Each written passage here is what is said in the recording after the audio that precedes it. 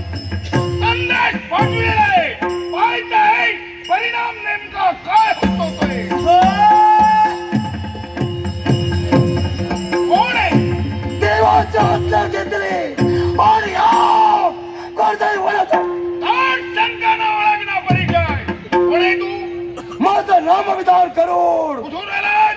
द्वारकेच्या ठिकाणाहून आणि एकाच ठिकाणासाठी बलराम दादाची हत्या. बलराम म्हणजे नाव बदललं नाही आणि ते बदल होणार नाव नाही. बदलायला सांग. अरे तुझ्या हत्येत राहणारे बलराम दादा नव्हे. तुझा ठेवा. मग याला सांग.